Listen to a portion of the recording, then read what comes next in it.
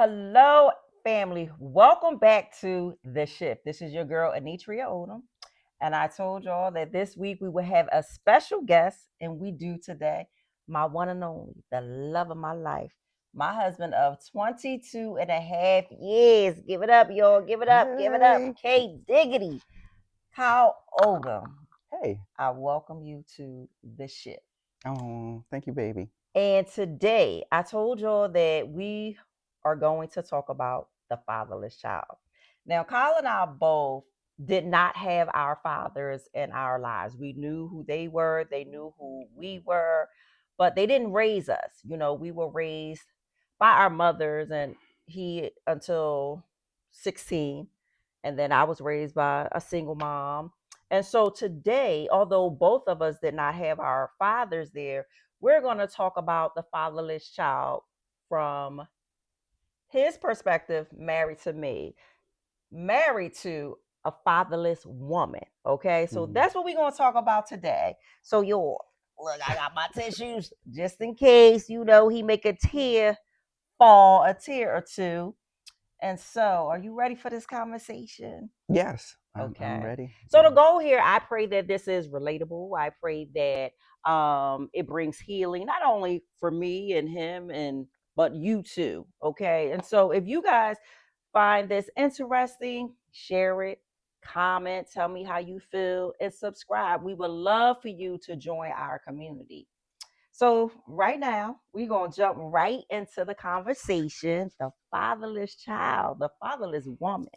So you and I have been married 22 and a half years. First of Mhm. all, praise God for Praise that. God. We had Praise God. 3 kids. 3 kids. One I had at 19 before Mhm. I met him. Mhm. And then we got married when Donnie was about what, eight, 8, 9 years old. Yeah. 8 years Yeah. old. Yeah. And then we had our girls, our 2 girls together. So we met in church. Mhm. So in our friendship at first, because we were platonic friends just Mhm. for 9 months before we started courting for the next 9 months. Yes. But when in our friendship, our relationship, did you discover that my father was not there? Like, what type of behaviors did I even Mhm. exhibit behaviors that showed that he wasn't present? Well, like you said, during that first 9 months, when it was just us as platonic friends, we were just kind of building a friendship. Mm-hmm. So it wasn't real deep in the sense that I was coming over to your house and visiting your parents. It was more like getting to know each other, like who is Anitria, who is Kyle.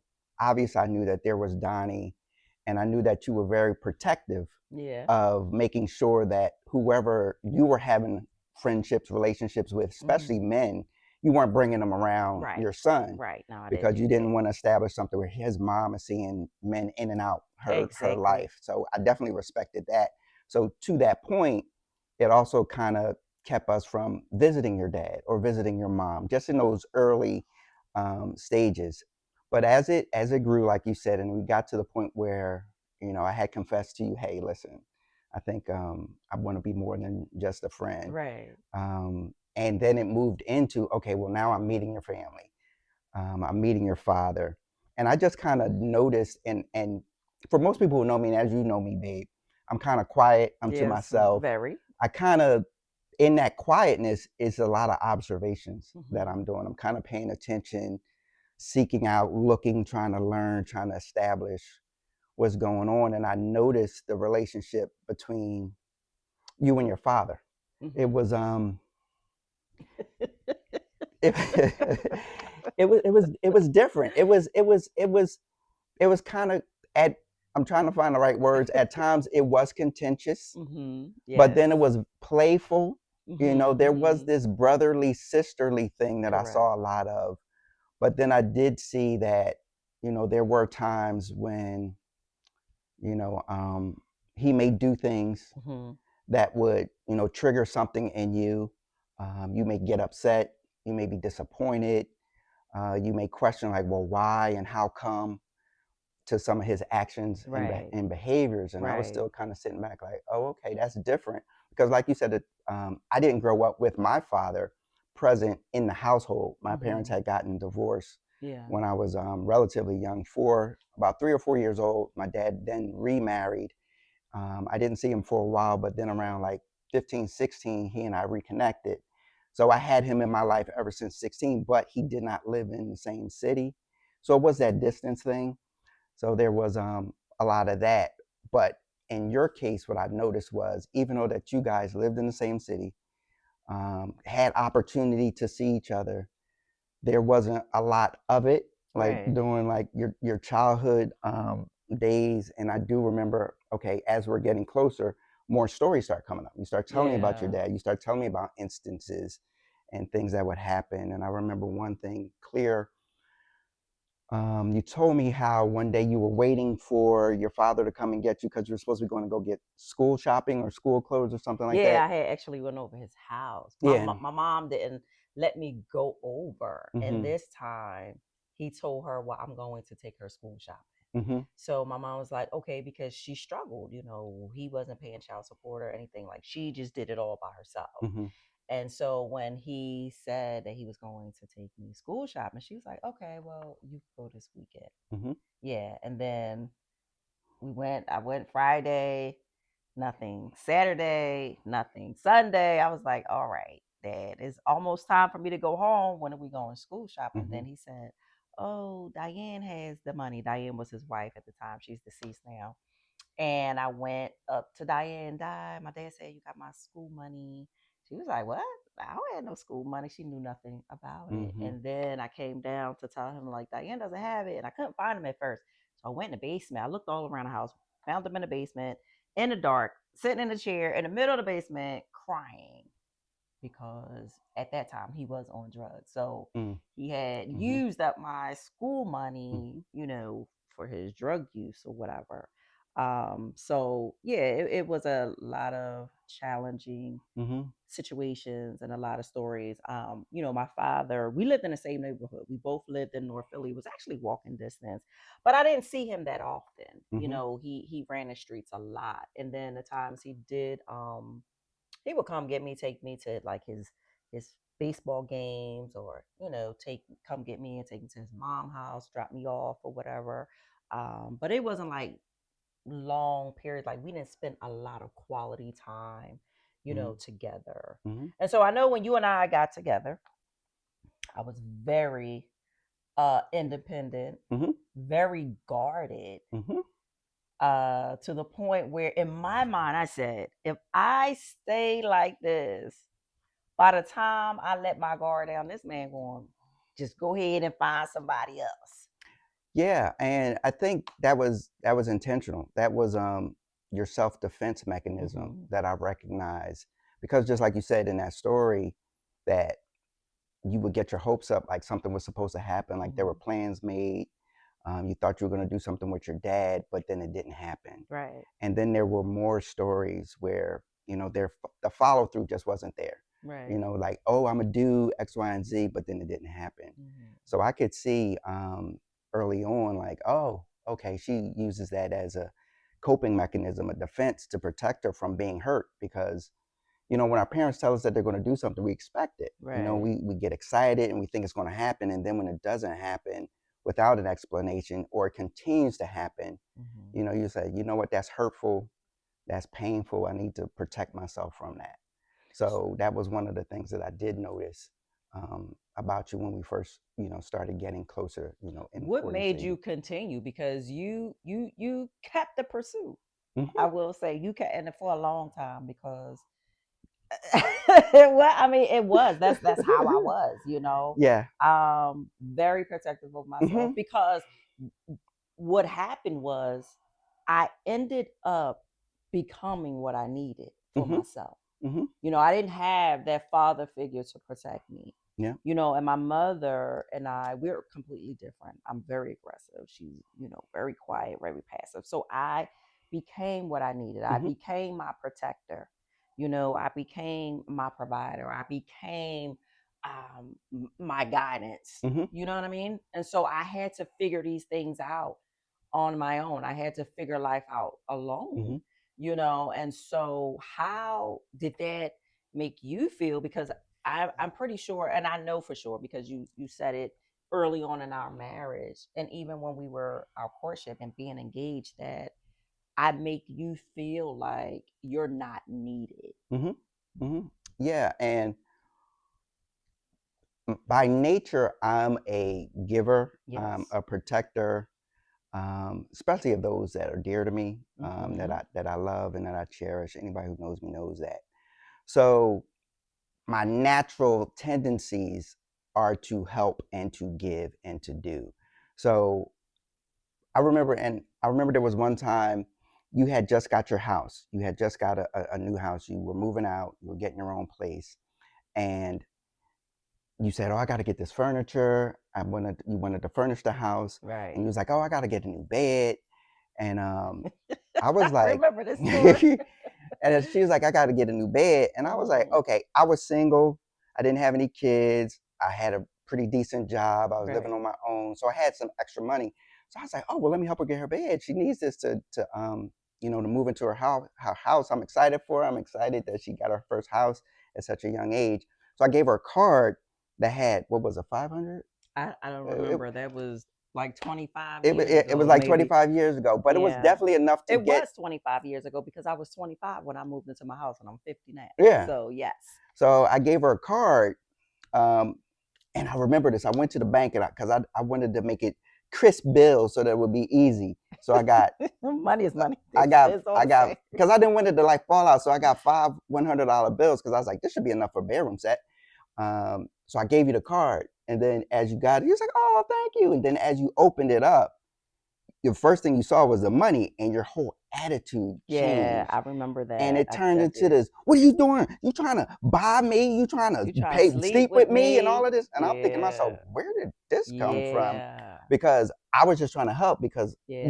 you were in need of a new bedroom set. I knew you had your son. I was like, oh, but this should be able to help. The Right. job you had at the time was a good one, but it wasn't enough for you to get everything that you needed. Right. So again, to my point, I was like, well, I had it, so let me give. And it was at that point that I started to recognize, like, okay, there's something that's making her be like this. Yeah. But I did also look at it from the standpoint, like, okay, she is a single woman, Mm-hmm. and I could see this being questionable. Like, okay, here come a Yeah. man giving you Buy some me a money, bedroom by a set. bit. What you want to lay in it? Exactly. So I definitely, I was like, well, I didn't think about it from that perspective. Right. So I did see that, but continued patterns of, well, I could do it myself.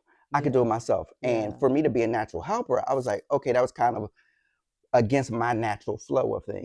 So Yeah. it was a bit challenging, but then I said, let me figure out why Mm-hmm. she is like this. And because we both go to the same church and that was the foundation for us meeting, Mm-hmm. I remember our pastor saying like, you have to figure out why a person is like they are. Mm-hmm. And it tells us in the Bible that study your wife so that you can understand her, so that you can meet her where she is.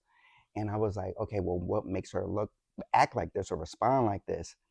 And it was listening and seeing interactions with you and your mother and your father Mm-hmm. that kind of opened up a light bulb went off. I was like, oh, okay, so she doesn't know what it is to have someone to take care or to provide for Mm, her. So exactly. I could see why I came up against resistance Right. trying to, help in that Right. regard. So Yeah. I didn't know what that looked Mhm. like. My father again, he wasn't there, and when I did need a thing and got in contact with him, hey, I need this. He did not. It Mhm. was always no. Your mom got to do it. I ain't got it. I ain't Mhm. got it. You know Mhm. what I mean? And my mom was struggling. Mhm. So again, I became what I needed. Exactly. And so my dad was not a provider for me, Mhm. and so and then back then, when men did offer or they wanted something in return, Exactly. and Yeah. I'm like, wait a minute, what kind of woman you think I am? Yeah. That's prostitution, you might as well say. Yeah. Yeah. And you know me, I'm just I guard myself. Mhm. I defend myself. I'm Mhm. a natural fighter.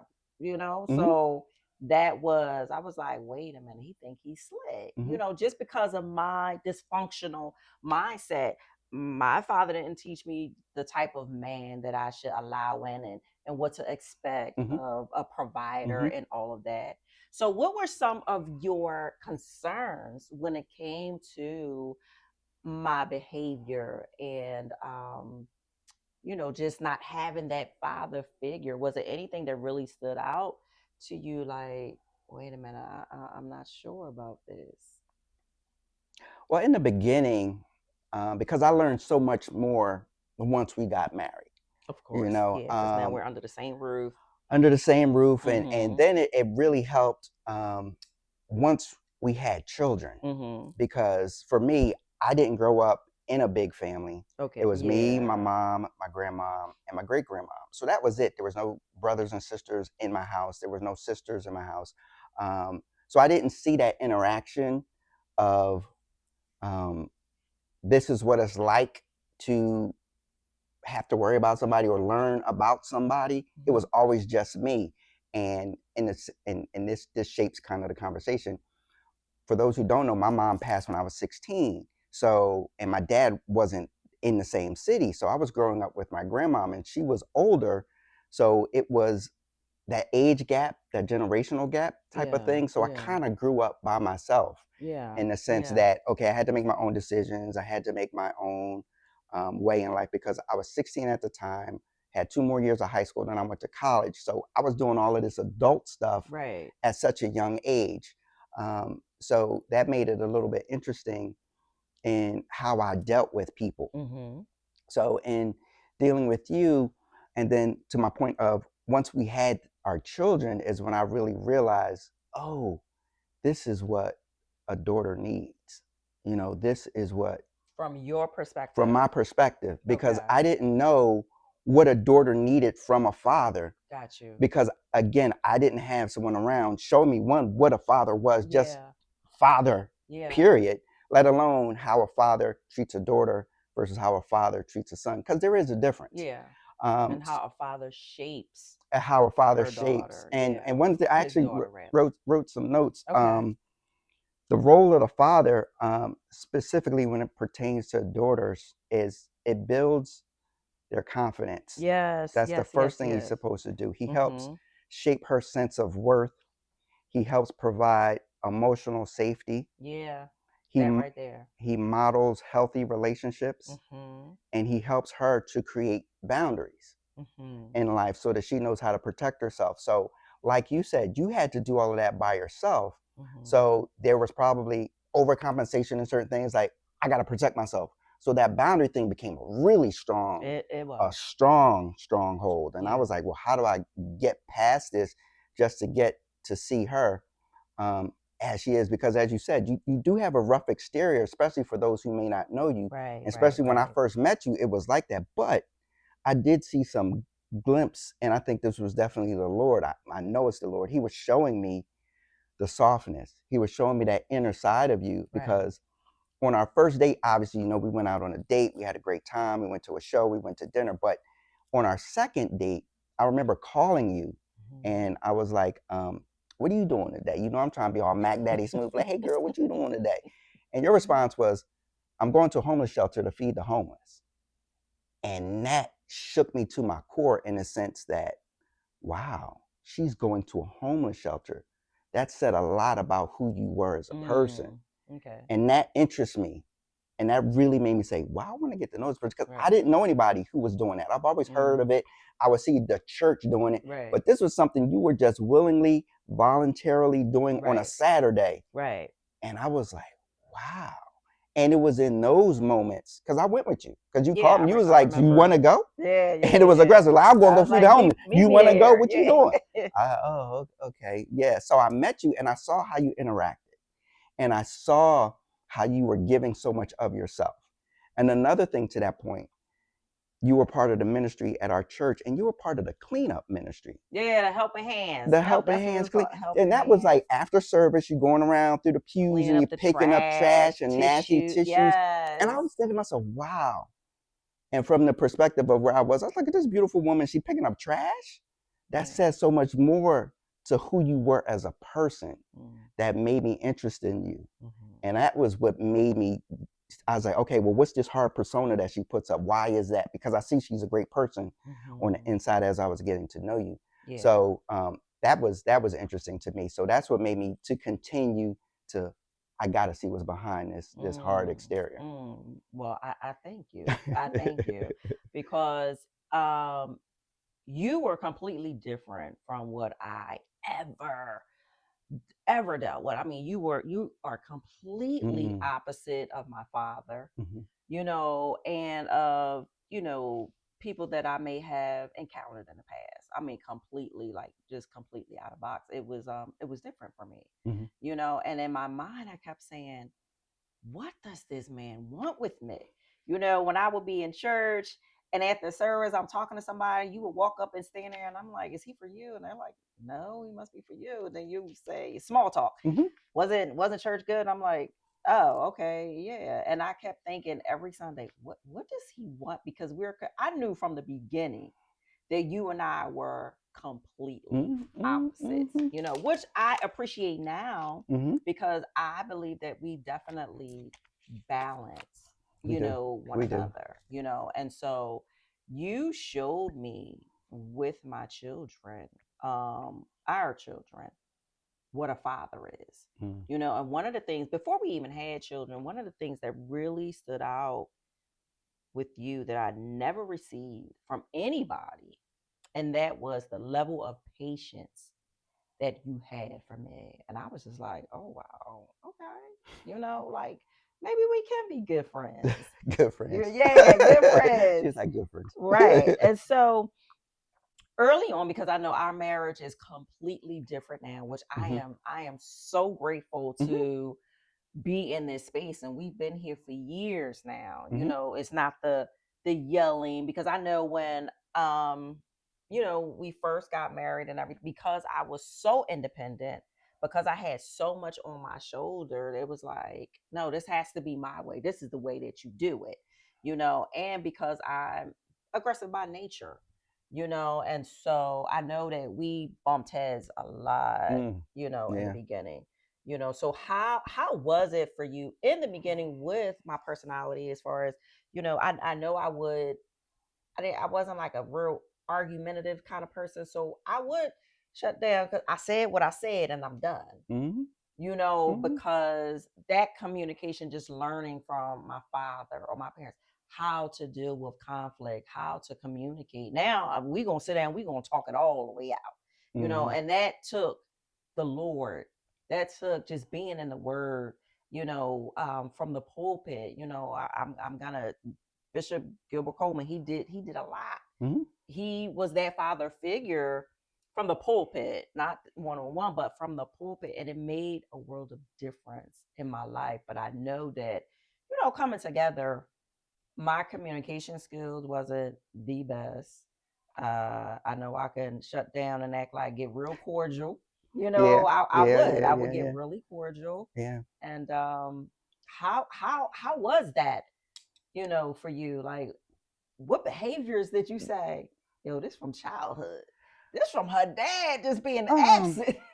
Well, And we can be completely transparent. So it's not like when we get off camera, we're gonna have an argument or nothing like that. That ain't happening. So I mean, to be honest, in the beginning, it wasn't that I thought that it came from your father. It was more of a because well let me set the record straight. You wasn't by yourself in it being difficult in the beginning because I yeah, had my own right, stuff.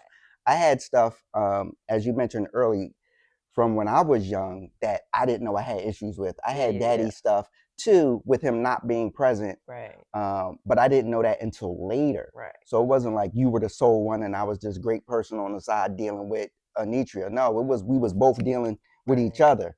But for me, what kept that stick to itiveness was I love this woman. I'm committed to this woman. Mm-hmm. Um, and I want to be with her. Okay, we're having some challenges, and it got really bad. You know, the real bad arguments, and I'm sure some people can attest to the sitting in the car when you get home. You don't want to come in because you don't want to have the conversations. You don't want to see the people. That was Or year so 10. I remember, y'all, but we 22 and a we're half 22 and a years half now. But year that was now. year 10. Yeah. I said, oh man, we made it 10 years. Yeah. We're about to get this divorce. Yeah, exactly. The D word did come up, and unfortunately, I was the one who said it. So I don't want y'all to Mm-hmm. think it was Anitra. It was me who said it, but it was like, no, I'm not doing that. Yeah. I'm not doing that. And a lot of it came from church. You know, it came from really getting in tune with God and really getting to the point of what. makes a successful relationship, Mhm. what makes a better person. And I was doing a lot of self discovery. Mhm. And I knew, learning from Bishop Coleman, like I set the tone for my relationship. The man is the one who kind of sets the temperature. So if I come in the house warm and loving and caring, it kind of trickles down to Yeah. the rest of the people in the house. If I come in mad and angry, everybody else gets mad and angry. So I started to recognize that. And I was like, let me start setting a better tone. Mhm. Let me be the one to set the example for how I want my house to be. I do have a question though with that. Did you ever feel like the times that you fell short, right? That I put the pressure on you and blamed you because you did not, for my father's lack. Did you ever feel like I made it your responsibility to make up for my father's lack? I never felt that that was it. Hmm. But Hmm. now looking back, yo, that was her dad stuff. She was Right, putting on me. right, But right, right, in the midst of it, I couldn't say, oh, well, she's doing this because of her dad. right. But as we grew and got to a better place, and I started to see what was causing you to act the way that you do, Hmm. or Hmm. did, I should Hmm. say, and you look back in history of our relationship, you could be like, oh, that was because of stuff with her dad. Hmm. I think if he would have been more present, you would have been more patient. I think if he would have been more caring, you would have been more um, forgiving. You But know. God does all things well, right? And looking back, I see why he didn't have my dad in my life. Hmm. It wasn't a healthy thing. Hmm. And so although we want our parents, I wonder, some days I say, I wonder if I had a loving, Hmm. understanding father, Yeah. what would that look like? Because if I had the dad that I had, I think I would have been worse off Hmm. than what I was because of, his drug addiction, because of his own mess Yeah. that, you know, he still doesn't know how to come up out of. Yeah. You know what I mean? And so, like currently though, let's talk about current. Do you feel like you are responsible for healing the wounds of my past? No, I Okay. don't. That's not something I that don't I put can. that on you. Yeah. No. No. No. No. No. The one thing that I can do in the present Mhm. is maybe help you recognize something, but I Mhm. do know Mhm. that I can't bring about that change. Only God Mhm. can do certain things. God might use me to say, "Hey, babe, I recognize this in you," Right. and then you do with it what you want with that information, Sure. because it's not Mhm. going to be up to me to be like, all right, well, now we got to fix you, because I can't do that. Mhm. All I can do is just be there with you as you're going through the process, if you make the decision to get better in that area. What was painful though? What was painful with the fatherless woman that you married? The one thing that was very painful was the for me, it was the easy agitation. It Mm. was how quickly you could go from 0 to 100 in a bad situation, that it didn't seem like it called for all of that. Okay, it Mm. was a disagreement, but you went from here to here, and now once you get here, you kind of stayed there for a while, and it was like, why are we still at 100? And me, naturally, I don't like conflict. Yeah. I like things to be peaceful, and we're Mhm. stuck at this place here, and it's just like, and I was like, how do we get from that? Mhm. And I naturally wasn't the type of person to, at the time, to be like, listen, let's talk this out, because I was like, I would avoid conflict as much as I could. Yeah. Yeah. I And remember. so when it's like that and it's sitting here, you do the couple of days of cordial, like, Yeah. hello, how are you? Fine, okay. And then it goes for like 3 or 4 or 5 days, and that puts a whole thing in the house. Yeah. And we both got to the point where we're like, yo, We we don't don't want want to do this. this. We don't want Yeah. to do that. What were now Mhm, current time looking back, what were the most healing moments you witnessed in me? mhm. And again, the only place I could go is with God. It's like when you really made a commitment, and it's not like it just happened, because we've always had a relationship with God. Yeah. But I've seen you really starting to exercise like the fruit of the spirit, the Mm. principles of what love is. And Mhm. I would see a certain situation come up and your mind automatically defaults to, well, this is how she's going to respond. But then it didn't. You didn't have that type of response. It was like a better response. It was like a loving response. It was like a patient. Love is kind. It was gentle. Mhm. Keeps no record of wrong. Things were getting thrown back in my face from past things that I did. Yeah, yeah, yeah, So, yeah. and I started to recognize that. I'm like, well, something's happening. There's a shift that's going on. Right. And this has been years now, but I've seen it. And again, that's not something that we used to do in the beginning because we used to constantly, well, you did this and well, you did that Yeah, we and you did did. this and you did that. We And did. it took us so far away from what the issue was at hand Right. and we dealing with all of the past stuff. Right. Like the kids say now, like, y'all used to have the dumbest arguments all the Hmm. time. And they kind of were. Yeah. But marriage is Yeah. rocky sometimes in the Yeah. beginning, especially when you don't come from neither one of us came from parents that was married and had healthy Yeah. relationships. We didn't see We had no healthy examples. right. We had So no we had examples. to figure it out, Hmm. figure it out. And so now, how do you see my relationship now with my father? How does that affect us? Mm. Because I still have, Yeah. yeah, It's still yeah.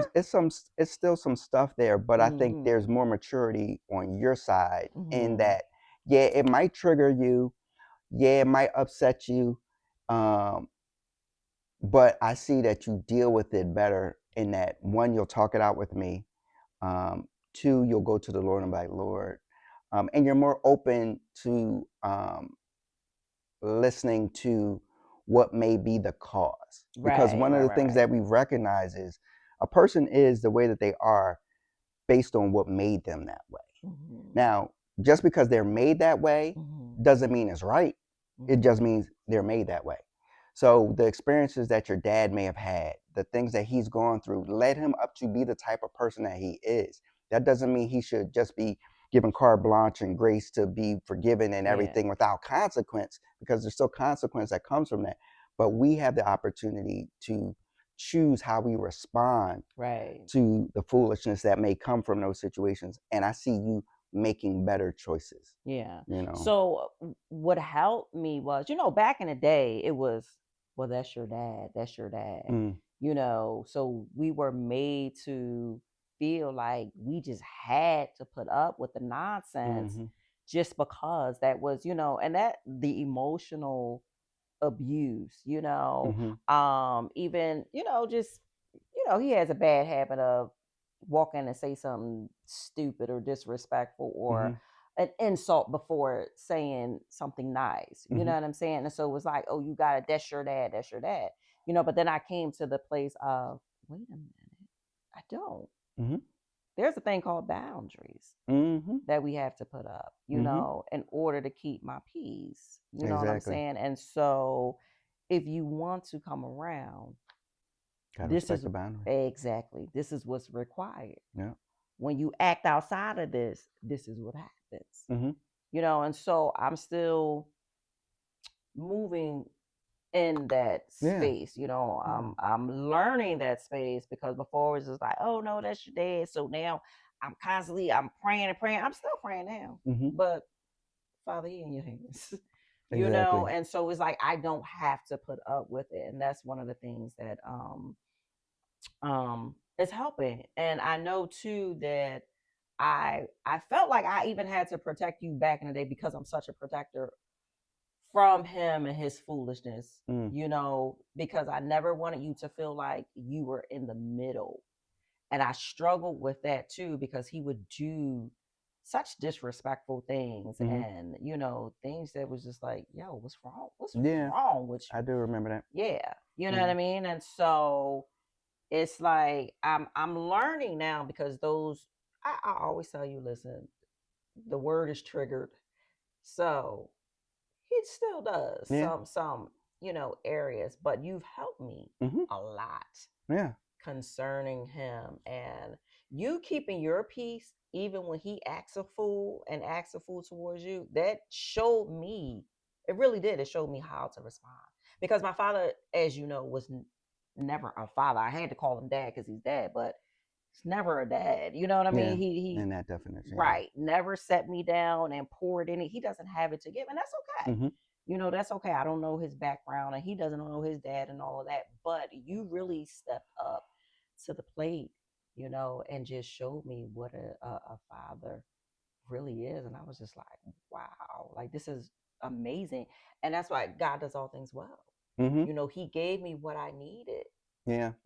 and he gave me that place of being able to relax, being able to step down, like, daughter, calm down. He got you.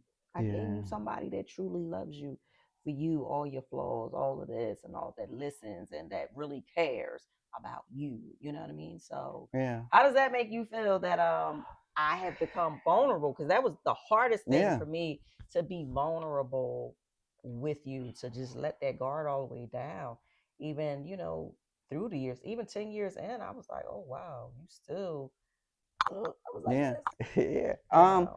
I give all glory to God in that because again, it was learning from God because we're supposed to love our wives like Christ loved the church. We're Yes. supposed to die for that. And what does that actually mean to die for? It means to deal with the issues of the church and Hmm. deal with the issues of my wife in that sense. So what does that mean? It's like, okay, what's troubling her? What are her shortcomings? What are those things?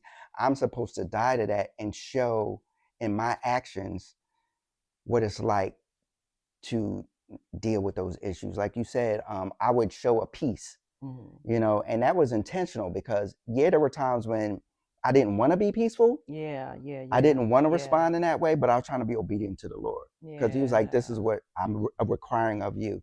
Because back to the point that I made about I set the tone. Hmm. So if I'm the one who wants peace in my house, I have to show peace. And we both can't act like We wild both can't. anxious. We both can't. We And I both and, can't. and I'm also afraid that one day I'm gonna be sitting in front of God and He's gonna be judging me. Like, how come you didn't do what I clearly Right, told you to do with right. this woman, with your children? How come you didn't do that? And I'm like, I never want to hear him say, I want to hear, well done, good job, my man, you did it. Yes, yes. So it's that makes me show what I want in our relationship. Hmm. I want peace. I act peaceful. I pride myself on love is patient, love is kind, it does not envy, does not Hmm. boast, is It's not not proud, proud. keeps no record of wrong, Yeah. is not easily And angered. that's So, good because we will keep record of wrong whoo, all the time. so I'm like, okay, if God is love, I'm supposed to be those things to my wife. Hmm. And Hmm. I should be the first place that you see that, Yeah. you know. Yeah. And I appreciate that because early on we were still learning, Yeah, we were so still learning. it was just like, where do I go, Yeah, besides at the father's feet? And we were taught, you don't go to your girlfriends and yeah, talk trash about your yep, husband, or yep. so it was hard, but I thank you now because I come Oh. to you with any and everything. Hmm. You're there, Yeah, and we don't always agree. no, We disagree, but we do it peacefully, yeah. and And which is good. we're too different to always agree. Oh yeah, So that's we're like, I don't think of it like that because I think of it as more of a, have you considered this? mm-hmm, yeah, When we talk about something, I just want to give you, have you considered this type of options, yeah, or this may work better in that situation? Because I know ultimately you're your own person, you're going to do what you want to do. mm-hmm, And I don't say that disrespectfully, but I want to make sure you have all of the information to make a sound decision right, in whatever it is that you decide. And even if you do make a mistake and it didn't go the right way, yeah, it's not, you should have listened to me. No, because right, God never does that to me. right, right, right, Because He would say, Kyle, do X, Y, and Z. I'm like, well, I'm going to go do ABC. He don't come back and be like, why didn't you? yeah, I love you, son. Come here. Let's fix it. Let's move on forward. And that's what I'm supposed to do with you and our family. right. All right, so I have a loaded question, Okay. and we are bringing this to a close now. If you could speak to the younger version of me, the little girl who grew up without a father, now that you know me as an adult, a woman, what would you say to the younger version of me? Hmm. That is a loaded question. Um, It's kind of difficult to answer in that to go back and tell your younger self Mm-hmm. something, all I can say is God loves you. There will be someone in your life in the future who will come and show you, not be your father, but show you what the love of a father looks like. Um, that might not help you today, but just know that if you continue moving forward, continue trusting God, that you will be in a space where you will know unconditional love. Mm. Well, thank you. And I do know unconditional love. Thank you guys for sitting through this episode of The Shift, and like, comment, subscribe, share, be a part of our community. Okay. We would love to have you. Thanks again. We'll be back. I love